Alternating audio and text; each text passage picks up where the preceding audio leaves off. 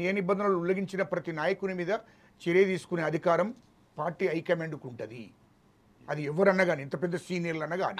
అయితే ఇవాళ ఒక మాట, ఇవాళ ప్రెస్ మీట్లో మల్లన్న గారు ఒక పుస్తకాన్ని చూపెట్టి ఇదే కాంగ్రెస్ పార్టీ యొక్క రాజ్యాంగం, ఈ రాజ్యాంగం పుస్తకం ప్రకారం నేను ఎక్కడ తప్పు చేసిన అనేది నన్ను చూపెట్టండి అనేటువంటి మాట ఆయన మాట్లాడుతూ ఉన్నాడు. దాని మీద మీ కామెంట్స్ ఏంటి? ఆయన పుస్తకం చదివి ఉండవే? పుస్తకం చదివి ఉండా? ఏం పుస్తకం చదివినా నాకు చెప్పాను. కాంగ్రెస్ పార్టీ నీ నిబంధనలు ఏంటి చెప్పు నాకు ఒకసారి. ఏం చదివినావు చెప్పు నువ్వు. కాంగ్రెస్ పార్టీ ఏదో పుస్తకం పట్టుకొని ఇది కూడా పుస్తకం అని అంటా నేను.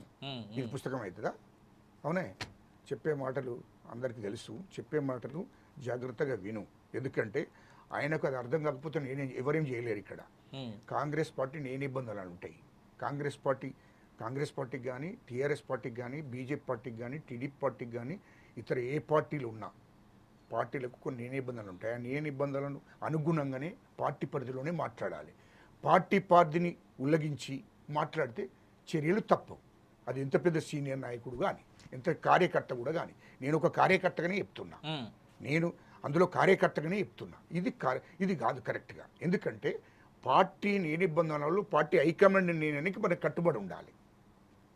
కట్టుబడి ఉండి మనం పని చేయాలి. పని చేసినప్పుడే అదైతే తప్ప ఇష్టం వచ్చినట్టు కాంగ్రెస్ పార్టీని తిడుతున్నాడు, ఇష్టం వచ్చినట్టు కాంగ్రెస్ ప్రభుత్వాన్ని విమర్శిస్తున్నాడు, ఇష్టం వచ్చినట్టు మా ముఖ్యమంత్రి రేవంత్ రెడ్డి గారిని విమర్శిస్తే ఇక నువ్వు పార్టీని ఉల్లంఘించి మాట్లాడుతున్నట్టే కదా. నీకేమైనా తప్పు జరిగిందనుకో నువ్వు డైరెక్ట్ హైకమాండ్ కంప్లైంట్ చేయి. హైకమాండ్ దగ్గరకు మాట్లాడు. ఇక్కడ పిసిసి అధ్యక్షుడికి చెప్పు, ఇగో ఇది కాదు, ఈ తప్పు జరుగుతున్నాయి అని చెప్పి దాని మీద వాళ్లకు లేఖ రాయి, ఇగో ఇట్లా జరుగుతుంది, పోయి మాట్లాడు. అది లేకుండా నువ్వు ఇష్టం వచ్చినట్టు కాంగ్రెస్ పార్టీని తిడితే ఇప్పుడు నువ్వు మాజీ ముఖ్యమంత్రి కేసీఆర్ ఎట్లా తిట్టుకుంటాడో అట్లా తిడుతున్నావు. కాంగ్రెస్ పార్టీని ఇష్టం వచ్చినట్టు కాంగ్రెస్ పార్టీని తిడుతున్నావు. ముఖ్యమంత్రి రేవంత్ రెడ్డి గారిని తిడుతున్నావు. ఇప్పుడు నువ్వు కీలుబొమ్మ.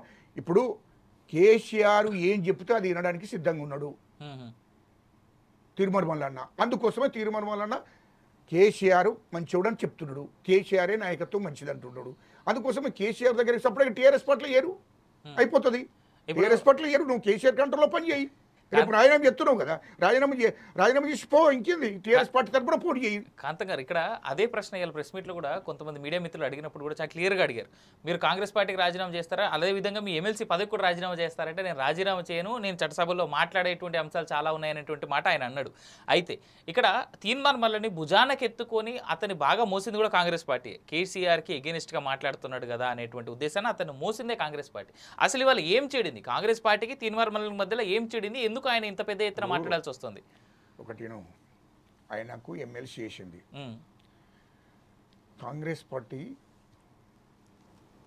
ఆయనకు టికెట్ ఇచ్చి ఆయన అడ్రస్ లేదు కాంగ్రెస్ పార్టీ లేకపోతే. ఫస్ట్ ఎమ్మెల్సీగా పోటీ చేసింది కాంగ్రెస్ పార్టీ ద్వారా, ప్రజలకు ఇంట్రడక్షన్ చేసింది. తర్వాత కాంగ్రెస్ పార్టీ అవకాశం ఇచ్చింది కాబట్టి ఎమ్మెల్సీ అయ్యిండు. తర్వాత ఆయన మంత్రి అనుకుంటుండు బీసీల పేరు మీద. కానీ ఎక్కడన్నా బీసీలు చాలామంది ఉన్నారు కదా, కాంగ్రెస్ పార్టీలో చాలామంది బీసీలు ఉన్నారు. ఆయన ఇంటెన్షన్ అంతా ఏంటంటే బీసీల కోసం కాదు, బీసీల బాగోగులు ఆర్థికంగా సామాజికంగా బీసీలు ఎదగాలి, అందరికీ అవకాశాలు రావాలని బీసీల కోసం కొట్లాట కాదు అయినది. బీసీల కోసం కొట్లాడితే చాలా సంతోషపడేవాళ్ళు. నిస్వార్థంగా బీసీల కోసం కొట్లాడాలి. ఇవాళ ఉదాహరణ మీకు చెప్తున్నా, నేను విషయం చెప్తున్నా. నేను తెలంగాణ ఉద్యమం చేసినోడిని, రికార్డ్ అంతా ఆ రికార్డ్ నేను చెప్పేది తెలంగాణ ప్రజలందరికీ తెలుసు. మాజీ ముఖ్యమంత్రి కేసీఆర్కి తెలుసు, ఇప్పుడు ప్రజెంట్ ముఖ్యమంత్రి రేవంత్ రెడ్డి గారికి తెలుసు, కిరణ్ కుమార్ రెడ్డి గారికి తెలుసు, జగన్మోహన్ రెడ్డికి తెలుసు, రాష్ట్రంలో ఉన్నటువంటి ప్రజలందరికీ కూడా తెలిసినటువంటి విషయం. నేను తెలంగాణలో ఉద్యమంలో కీలక పత్రం వహించిన, ఇది వాస్తవం. తెలంగాణ గురించి మాట్లాడాలనుకుంటే తెలంగాణలో ఎప్పుడు ఏం జరిగింది, ఎప్పుడు ఏం చేసినాము, అమ్మగారు సోనియమ్మ గారి దగ్గరికి ఎప్పుడు పోయినాము, రాహుల్ గాంధీ గారి దగ్గరికి ఎప్పుడు పోయినాము, అప్పుడు ఉస్మానియా యూనివర్సిటీ విద్యార్థులందరినీ మేము ఏ విధంగా కోఆర్డినేట్ చేసుకున్నాము, ఏ విధంగా ఉద్యమాన్ని నడిపించినాము అనేది అది అందరికీ తెలిసిన విషయమే. అది చిన్న వయసులో మేము చేశాము. ఇదంతా జరుగుతుంది. ఇదంతా ఈ ఉద్యమాలు చేసుకుంటూ నాయకత్వం వహించి ఉద్యమాలు చేశాము. దీని గురించి పూర్తి స్థాయిలో మాకు అవగాహన ఉంది. ఈ తెలంగాణ రాష్ట్రం ఎందుకు వచ్చింది, ఎవరి మూలంగా వచ్చింది, ఎట్లా వచ్చింది, అమ్మగారు సోనియమ్మ గారు చొరవ చూపి తెలంగాణ ప్రజలను నేను ఇచ్చిన మాట నిలబెట్టుకోవాలని చెప్పి ఉద్యమాలు పోరాటాలు చూసింది, తెలంగాణ ఇచ్చింది. ఓకే, నీకు ఏం చరిత్ర ఉంది నాకు ఒక మాట చెప్పు. నీకేం చరిత్ర ఉంది, ఏం చరిత్ర ఉందో మాకు చెప్పు. నువ్వు ఎమ్మెల్సీ చేసింది కాంగ్రెస్ పార్టీ. ఎమ్మెల్సీ చేసినప్పుడు ఇప్పుడు ఏమనుకుంటున్నావు, నీకు చరిత్ర ఏమున్నదో చెప్తే నీకు మంత్రి పదవి అనేది ఇస్తారు. నీకు మంత్రి పదవి కావాలనుకున్నావు, మంత్రి పదవి నీకు ఎట్లా ఇస్తారా? అంటే కేవలం ఇది మంత్రి పదవి కోసం? ఎస్, ఓన్లీ మంత్రి పదవి కోసమే. కాంగ్రెస్ పార్టీని బ్లాక్మెయిల్ చేయాలని అనుకున్నాడు. అది కాంగ్రెస్ పార్టీ 135 ఏళ్ళ చరిత్ర ఉంది కాంగ్రెస్ పార్టీకి. అంటే ఇక్కడ ఒక మాట సార్ కాంతం గారు, అంటే ఐఎమ్ సారీ నేను మిమ్మల్ని మధ్యలో ఆపుతున్నాను. చెప్పు. కాంగ్రెస్ పార్టీలో చాలా మంది సీనియర్ లీడర్లు ఉన్నారు. కాంగ్రెస్ పార్టీ 10 ఏళ్ల పాటు రాజ్యాధికారం లేకపోయినా సరే, అధికారంలో లేకపోయినా సరే 10 ఏళ్ల పాటు కాంగ్రెస్ పార్టీని అంటిపెట్టుకొని ఉన్నటువంటి వ్యక్తులు చాలా మంది ఉన్నారు. ఇప్పుడు అద్దంకి దయాకర్ లాంటి వాళ్ళు, సామరామ్మోహన్ రెడ్డి లాంటి వాళ్ళు, ఇంకా చాలా మంది లీడర్లు ఉన్నారు, విహెచ్ గారు ఉన్నారు. సో ఇలాంటి వాళ్ళు ఉండగా కూడా మల్లన్న వచ్చి ఏదో దండం పెట్టిండనో బతిమలాడినో టికెట్ ఇచ్చిందంటే కాంగ్రెస్ పార్టీ ఎమ్మెల్సీగా చేసిందనంటే ఏమనుకోవాలి? అంటే దండాలు పెట్టి అప్పటికప్పుడు వచ్చి ఏదో సోషల్ మీడియాలో ఫేమస్ అయ్యి దండాలు పెట్టిన వాళ్ళు ఇస్తారా? దండాలు పెట్టుడు కాదు, అప్పుడు ఆ అవకాశం పార్టీ హైకమాండ్ నిర్ణయం తీసుకున్నది.